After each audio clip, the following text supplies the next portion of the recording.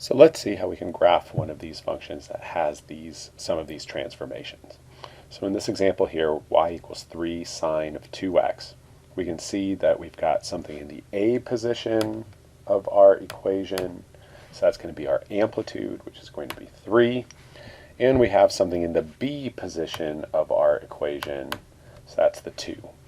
So remember, that affects the period, but it is not the period. In order to determine what the period is, we're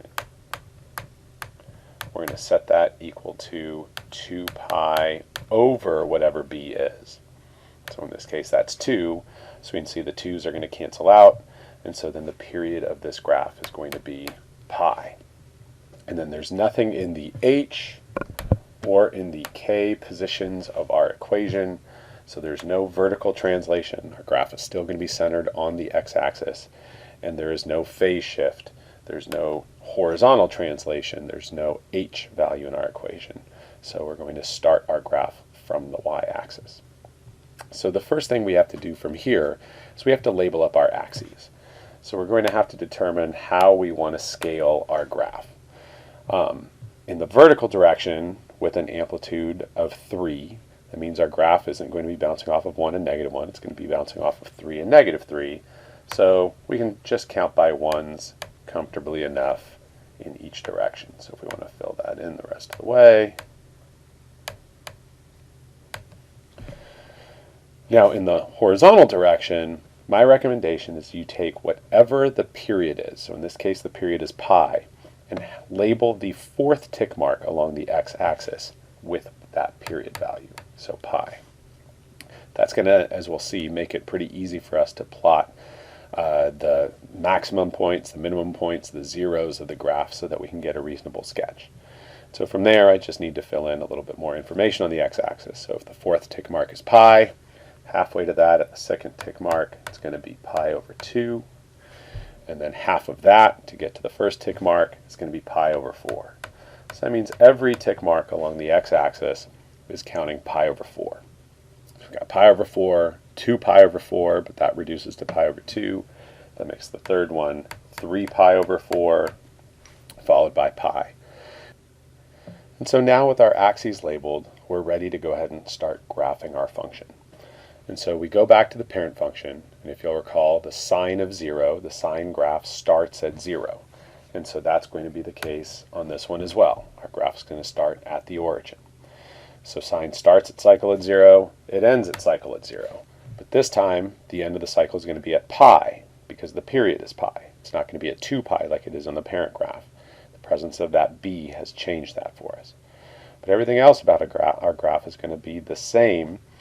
Starts at 0, ends at 0, halfway through the cycle, sine is at 0. And then halfway in between the 1st and 2nd zeros, we're going to be at a maximum. Now in the parent graph, that's at 1, but because of the amplitude change, that's now going to be at 3. And then halfway in between the 2nd and 3rd zeros, the graph's going to be at a minimum. But again, because of that amplitude change, we're going to be at -3. And so those are the key points that we need to be able to sketch our sine wave. So there it is. And then we should graph a second period. As a general rule, it's good to graph at least 2 full periods. So I could just go ahead and extend my graph forward one more time. So 4 tick marks away is going to be the end of the next cycle. So this 1, 2, 3, 4. And we should determine what that coordinate is on the x-axis. If the 4th tick mark was pi, then 4 more tick marks. I'm going to be at 2 pi. Halfway in between that start and end of that next cycle, sine is at 0. Halfway in between the 1st and 2nd zeros, it's up at a maximum. And then in between the 2nd and 3rd zeros, it's at a minimum. And so now we've graphed 2 full periods of this function. Moving on to the next example, there are a few changes from the previous one. First of all, it's a cosine graph rather than a sine function. So therefore, we're going to use the cosine parent graph instead of the sine parent graph. We have an amplitude change like on the previous question. Last time it was 3, this time it's 4. So that means our graph is going to bounce off of 4 and -4. But the other thing that we have happening here is we have a change in the vertical translation. So that is that plus k, so we see a plus 2, so our graph is going to shift up 2 units as a result. So what that means is our graph is not going to be centered on the x-axis this time. It's instead going to be centered on the line y equals 2. So when we talk about the graph passing through 0, what we're really going to be talking about is passing through 2. Now, the period is not 0. The period is 2 pi. It's our standard because there's no number in front of the x, so it's just 1. So that means our period is unchanged from the parent graph of 2 pi. And then there's no phase shift. There's no number being added or subtracted to the x, so therefore we're going to be starting our graph on the y-axis. Now, regarding our graph, we're going to have to label up our axes here. So again, I'm going to use that same idea of going to the 4th tick mark and labeling that with the period. So I'm going to go over to the 4th tick mark and label that with 2 pi. So that means halfway to that at the 2nd tick mark, we're at pi.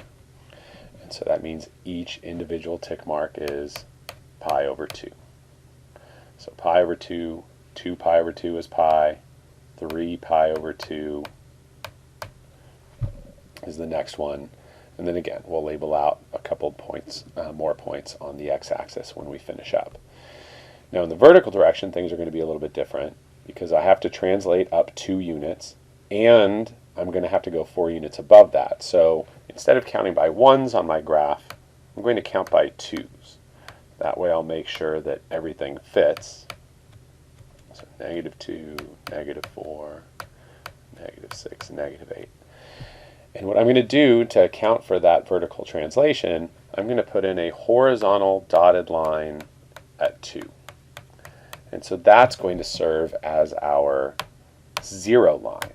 So when the graph, when the function is at 0, really it's going to be at 2 because of that translation upwards.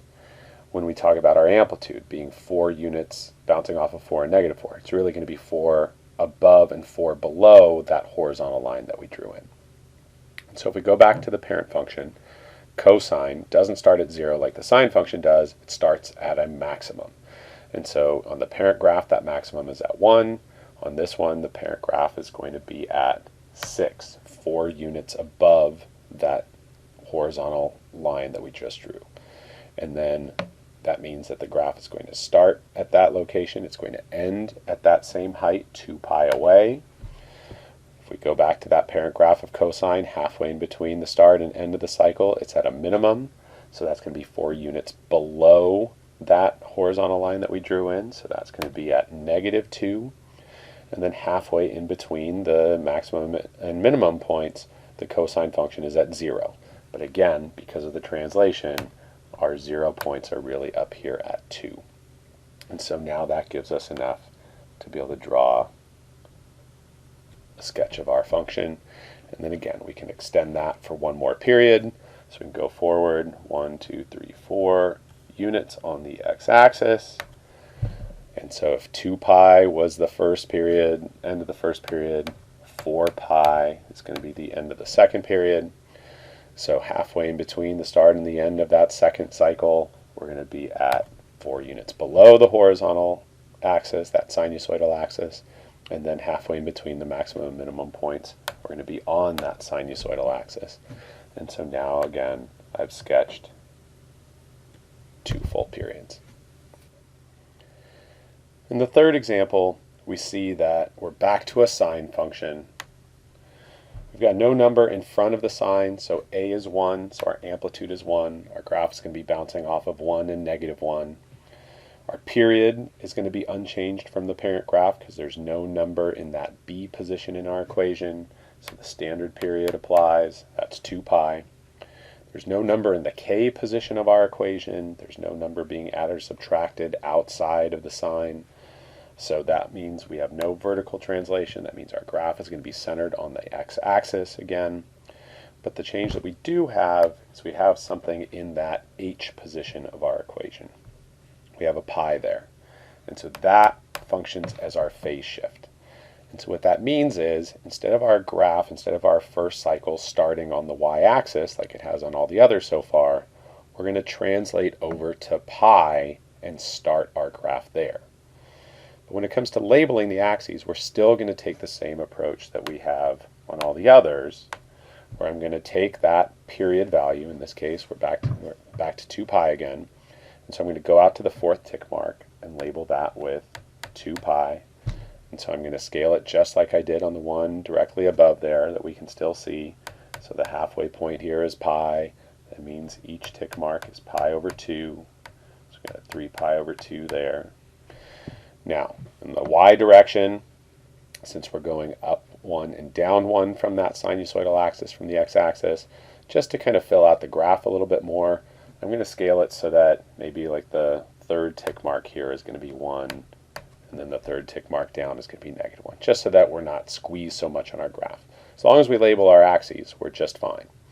So we'll go to the 3rd tick mark. We could have used the 1st tick mark. It wouldn't be wrong. We could have gone all the way to the top if we wanted to. Just trying to use up the space a little bit more efficiently is all. So, like I said, because of the change, the phase shift, our graph is not going to start its cycle on the y-axis. Instead, we're going to translate to the right pi units because of that phase shift. And sine, we're back to that sine function. Sine starts its cycle at 0. And so that means it's got to end its cycle at 0. The end of the cycle is not going to be at 2 pi this time. It's going to be 2 pi away from our starting point. And so that's going to be 4 tick marks away. So we're going to be here at, and so each 2 tick marks is pi. So we can label that with a 3 pi. That's going to be the end of the first cycle. And so then with the sine function, halfway in between the start and the end of the cycle, we're at 0 again. Halfway in between the first 0 and the second 0, we're at a maximum, in this case at 1. And then halfway in between the second and third zeros, we're at a minimum, which is going to be -1. So it's the same shape graph, same idea where we're starting at 0, we're ending at 0, we're halfway in between at 0, and then we go to a maximum and then a minimum. It's just our start of the function was at pi because of that phase shift instead of being at the origin. And then again, to graph a second period, just so we have a little bit more, we could extend going forwards, but my preference is that we always make contact with the y-axis. So this time I'm going to extend backwards. So I'm going to count backwards 4 units. 1, 2, 3, 4. And so we can see that that's going to be at negative pi on the x-axis. So that's the start of the preceding cycle. Halfway in between the start and end of that cycle, we're going to be at 0. And then halfway in between the first and second zeros, we're at a maximum. And halfway in between the second and third zeros, we're at a minimum. And so we can sketch out that second period.